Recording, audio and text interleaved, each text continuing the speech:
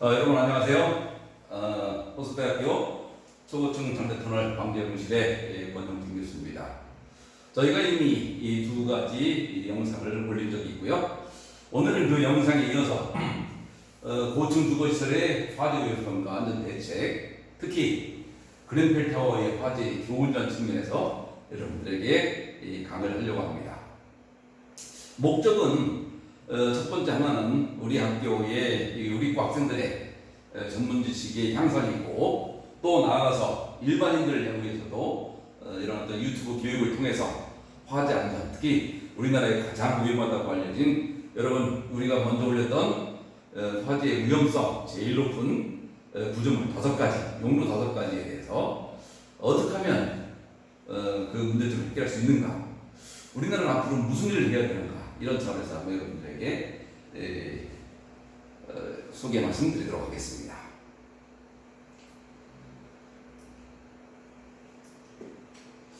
우선 첫 번째는 국내 고층 주거시설의 화재 리스크라는 차원과 방재기 조사, 그리고 현재 최근 가장 문제가 되고 있는 외다들 공법. 자, 고층 건축물은 에너지 문제가 상당히 중요합니다. 에너지 문제를 해결하기 위해서 외다들 공법이 우리나라에서 굉장히 많이 사용되고 있고요. 이런 어떤 굉장히 많이 사용되고 있는 현실적인 이 문제 속에서, 이슈 속에서 실제 만약에 화재가 발생하게 되면 무슨 문제가 발생하는가, 특히 영국 그랜펠 타워 같은 경우에는 무엇이 문제였는가, 이런 것들을 중심으로 말씀드리고, 이 조금 일반인들에게 조금 힘들겠지만 전반적인 개선 방안, 그리고 일본과 그때 당시 일본과 같이 공동으로 국제 세미나를 했던 자료가 되겠지만, 일본에서는 어떻게 하고 있는가. 자, 왜 그러면 해필이면 일본이냐. 자, 일본의 법이 우리나라에 건축법과 소방법 남겨 있는데, 이렇게 된 배경이 어떻게 보면 일본의 영향이 가장 크죠. 그래서 현재 우리나라는 또 우리나라 독자적으로 상당히 많이 발전하고 있지만, 일본은 또 건축법과 소방법에서 어떠한 기준, 어떠한 설계 방법, 어떠한 법령을 갖고 있느냐, 이런 내용들을 한번 비교 분석하는 것이, 비교 분석을 통해서 여러분들하고 같이 한번 공유하려고 하는 것이 바로 목적이 되겠습니다. 자, 오늘의 가장 중요한 이슈입니다.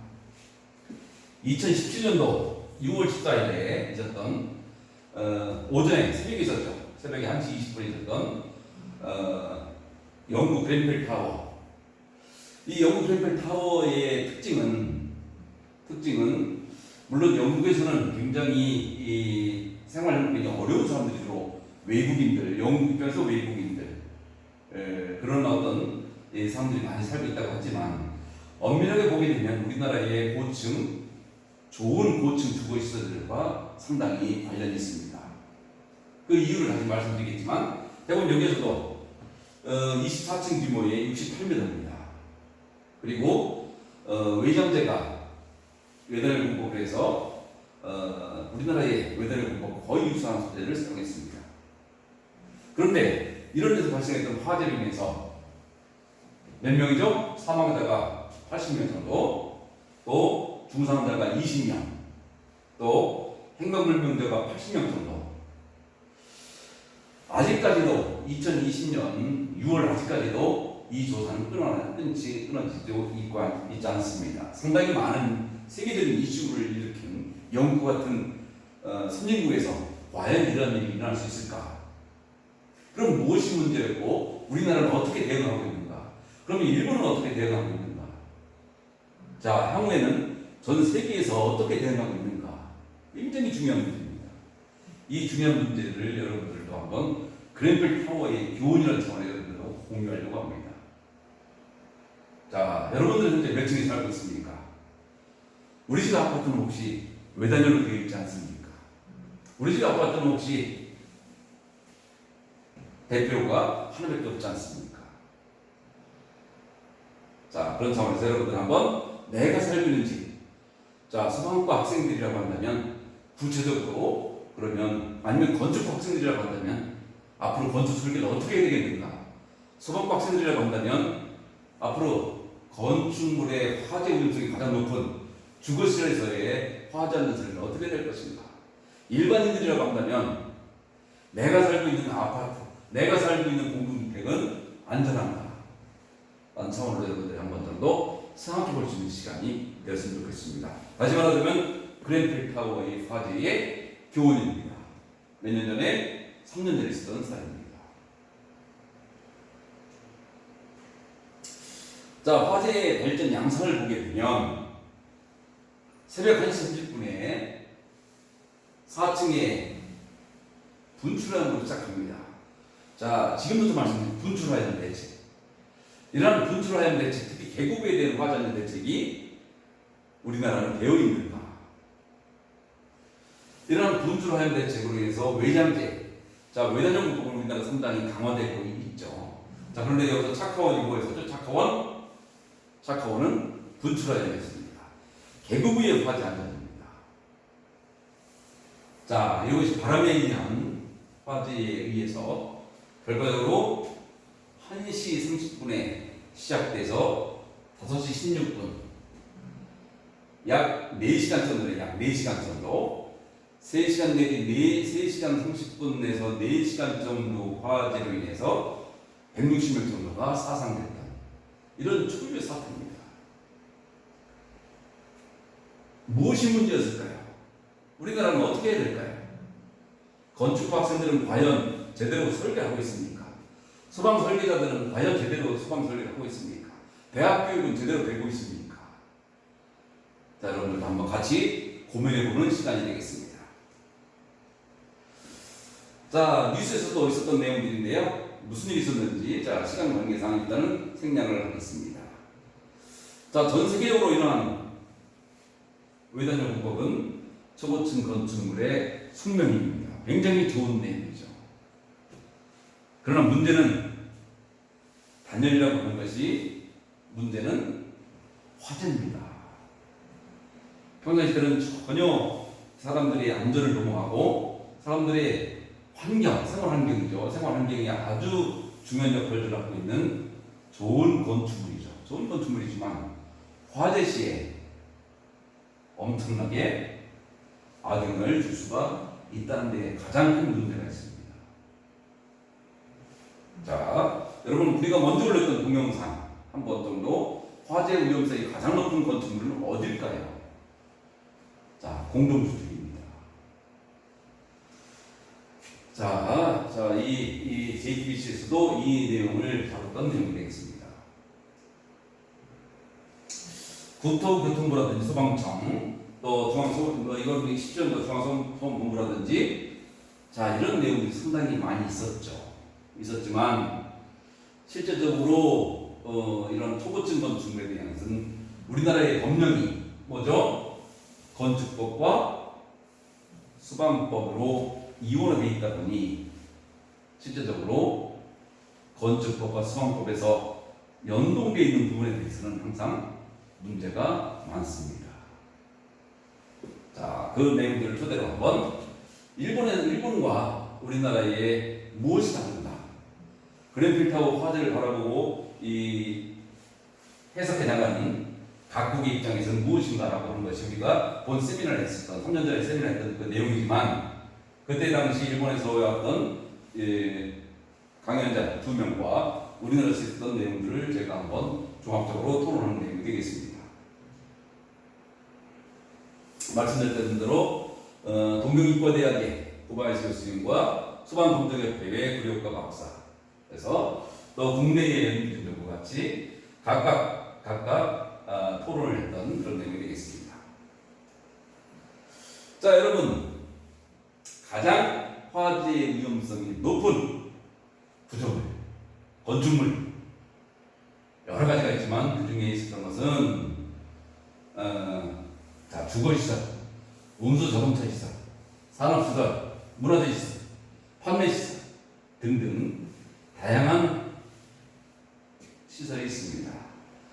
그 중에 가장 위험한 것이 바로 공동주택입니다. 아파트. 왜 그렇죠? 사람이 자는 공간이 있죠. 자다 보니까 뭐가 늦어지죠? 화재 인지 능력이 늦어집니다. 자, 그래서 특히 아파트라든지 연립주택이라든지 이런 것들이 상당히 화재 이 위험도 리스크 매트릭스에서는 가장 위험한 것으로 것으로 화재 통계에서는 나타납니다. 자, 여러분이 살고 있는 집은 어떻습니까? 몇 층에 살고 있습니까? 어떻게 대피해야 됩니까? 자, 이 시나리오는 일단 여러분들에게 생각하고요. 자, 이 법령 내용인데 일본과 한국에서 아까 말씀드렸던 분출 화염에 대한 대책에서도 일본 같은 경우에는 분출 화염을 차단하는 성능 계급에 대한 것들이 명확히 있습니다. 주택법에 명확히 있죠. 우리나라는 이 계급에 대한 것이 없다. 자, 상당히 많은 내용들이 서로 간에 차이가 있지만 이것은 차후에 디테일하게 하나씩 한번 여러분들하고 비교를 해나가겠습니다. 자, 여러분, 공동주택 화재 안전 이 가이드 여러분 본 적이 있습니까? 보신 적이 있습니까? 조사를 해봤더니 무려 85%가 본 적이 없다. 이게 우리나라의 현실이겠습니다. 또 인식조사를 해본 결과 비상 대피공간에 대해서 알고 있습니까? 라고 하는 질문에 모르겠다, 존재하지 않는다, 50% 이상이 모르겠다. 자, 배연창, 배연설비, 재연설비, 연기제어설비 같은 것들에 대해서 전혀 모르겠다, 잘 모르겠다, 대부분 전혀 모른다. 특별 피난 계단에 대해서도 당신이 살고 있는 아파트의 피난 계단, 특별 피난 계단에 대해서 알고 있습니까? 라고 하는 질문에 대해서 전혀 모르겠다, 잘 모르겠다, 약간 알고 있다. 자, 거의 80% 정도가 모르겠다. 자, 피난 기구의 사용법도 전혀 모르겠다, 잘 모르겠다. 60% 이상 정도가 모르겠다 일반 정도 모르겠다. 자, 만약에 현관으로 대피가 불가능한지 어떻게 대피하겠습니까? 라고 하는 질문에 대해서도 경량 칸막이라든지 발코니로 하겠다고 했지만 실제적으로 경량 칸막이를 통한 피난을 가는 경우는 피난이 불가능하다. 불가능한 이유는 발코니를 확장해버렸거나 창고로 사용하거나 물건을 적재하기 때문이다. 자, 여러분 이렇지 않습니까? 여러분 집은 괜찮습니까? 자, 피난 불가능하다. 87%. 이게 우리나라의 현실입니다. 현실.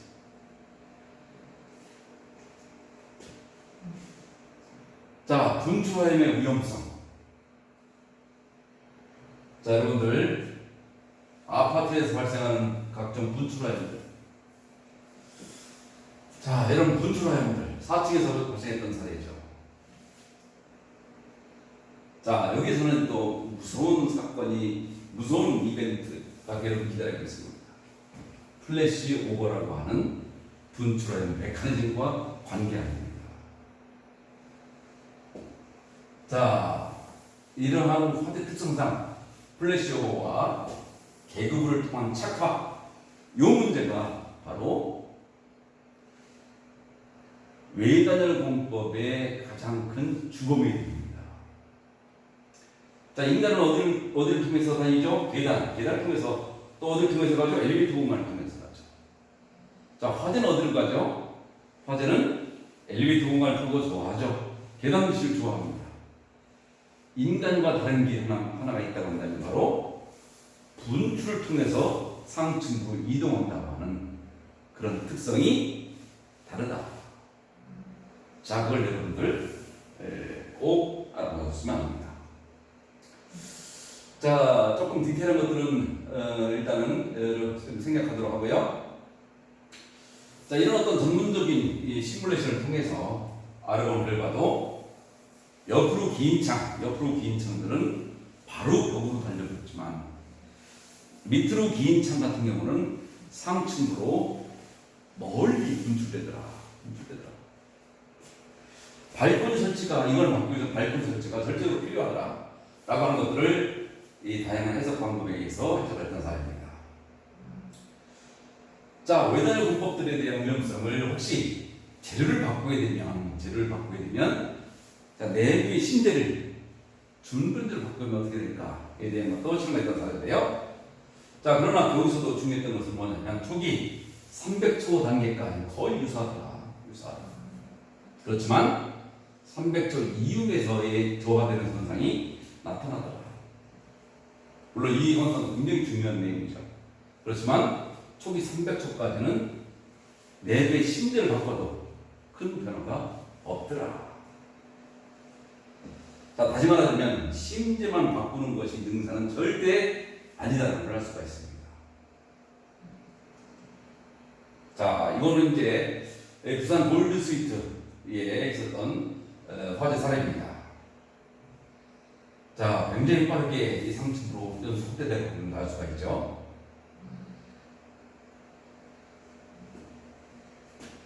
자, 이런 어떤 이런 사례에 마침 우리나라는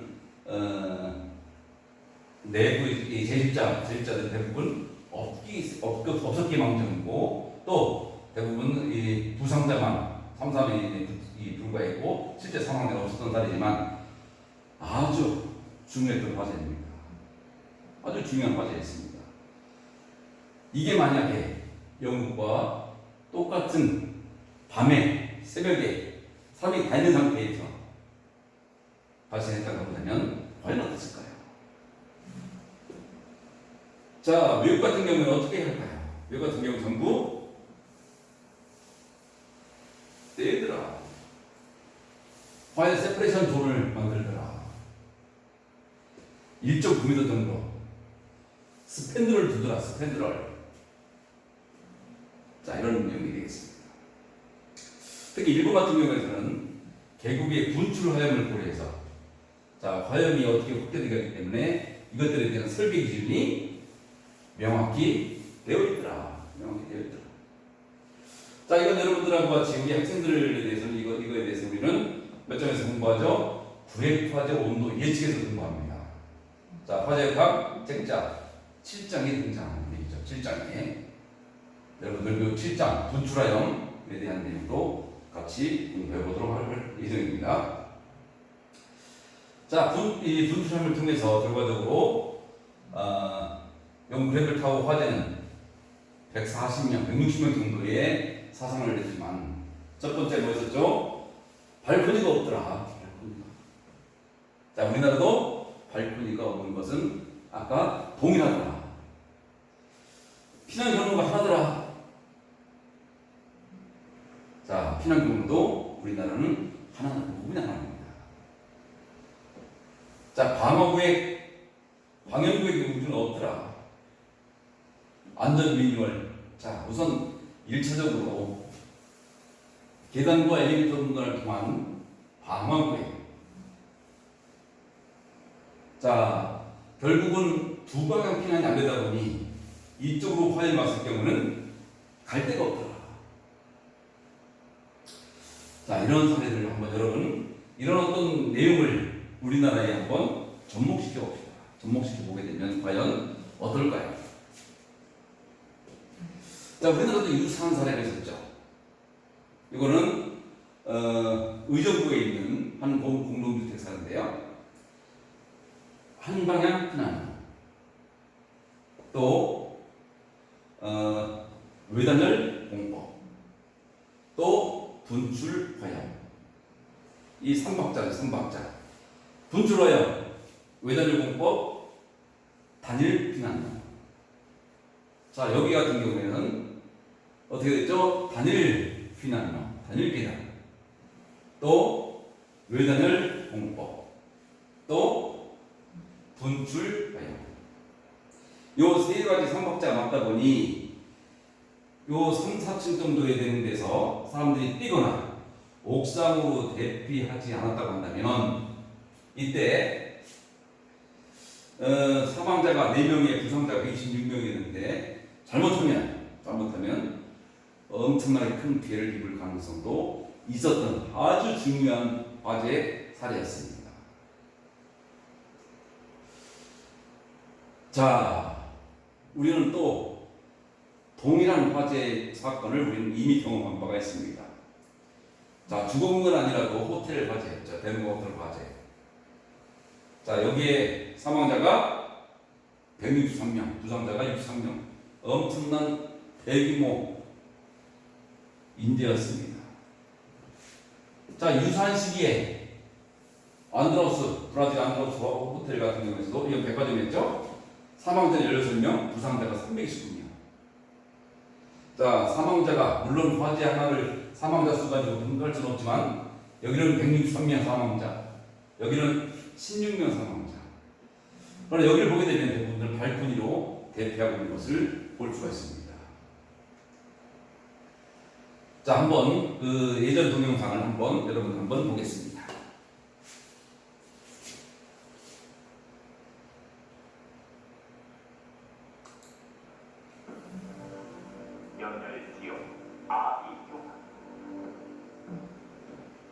대형의 호텔을 빠지는 20년의 크리스마스를 기록으로 만들어 모든 여인이 2층 초대 파트가 폭발하면서 금큰 거짓말처럼 무서운 속도로 21층까지 번져나가 수수께끼와 숨어버리는 화염과 연기에 쫓겨 무서운 물려 화염을 지지 못한 사람들이 건물 밖으로 몸을 숨기기 시작했다. 한 사람이 매트를 안고 뛰어내리자 여기저기서 매트를 숨기기 시작했다. 그러나 침대 매트가 그들을 모두 구할 수는 없었다. 그렇게 뛰어내려 38명이나 목숨을 잃었다. 끊이지 않는 화염. 자, 38명이나 뛰어내렸다 사망했는데 이건 뭐 물론 여기 외단을 보고 없었습니다. 오래전 얘기이기 때문에. 그러나 뭐가 있었죠? 단일 피난 경로, 또 분출화염, 또 사람들이 가장 많이 다니는 다중이용 업소, 커피숍이나 식당 같은 데에서 발생하는 화재. 자, 여러분들 아주 우리나라에 안고 있는 아주 중요한 화재 사례입니다. 자, 법령들이 어떻게 변해왔는가? 자, 그 내용들은 여러분 나중에 다시 여러분 설명할 기회가 있을 겁니다. 자, 이렇게 넘어가겠습니다. 자, 법령들에 대한 내용들은 하나씩 나중에 차후에 말씀드리고, 자, 이것도 전부 이제 지금부터 법령들에 대한 얘기인데, 이건 하나씩 구체적으로 말씀드릴 겁니다. 그러니까 지금은 여러분들 한번 생략을 하고요. 자, 여기서 마지막으로 중요한 이 매뉴얼, 안전관리 매뉴얼. 자, 영국의 안전관리 화재에 대한 매뉴얼을 보게 되면 그래프가 나옵니다. 어떻게 되어 있죠? 당신의 집에서 화재가 발생하면 대피하고, 밖으로 대피하고, 만약에 밖에서 내 화재를 발생하는 경우를 보게 되면 어디 데려가 있죠? 집에 있으라. 이건 뭐가 같죠? 결국은 뭡니까? 세월호와 동일한 화재입니다. 세월호와 똑같이 세월호의 가장 큰 맹점이 뭐였죠? 가만히 있으라. 자, 가만히 있으라. 자, 이런 내용들. 자, 우리나라의 이 화재 안전 매뉴얼은 과연 어떻게 되어 있을까요? 자, 이런 내용들을 한번 여러분들에게 하나하나를 전부 비교해가면 법령과 매뉴얼들을 비교해가면서 여러분들에게 말씀드리려고 합니다. 자, 그래서 오늘 여러분들에게 말씀드릴 내용은 다음과 같이 간략하게 6개 정도로 결론을 짓고 차후에 하나하나 디테일한 말씀들을 드리겠습니다. 자, 내전절 방어 기술, 연소확대 유효성 평가. 자, 분출할 얘기. 또 방어구획. 자, 방어구획 문제, 방연구획, 피난안전 매뉴얼, 이방향 피난,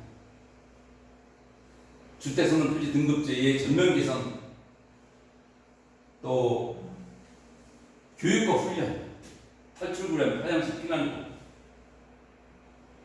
자, 이런 내용들 토대로 여러분들 한번 우리 집은 과연 안전한가? 라는 차원에서 여러분들 한번 우리 집의 화재 위험성 평가도 여러분들 자체적으로 한번 할 수 있는 기회가 되길 바랍니다. 자, 이상 여러분들께 기본적인 지난번에 보여드렸던 두 개의 영상을 토대로 주거시설에 대한 말씀을 드렸고, 향후에는 디테일하게 하나씩 점검해서 비교해서 보다 안전한 화재 안전 대책 될 수 있도록 여러분들에게 하나하나를 전부 알려드리도록 하겠습니다. 자, 오늘 영상을 봐주신 여러분들께 다시 한번 감사드립니다. 자, 수고하셨습니다.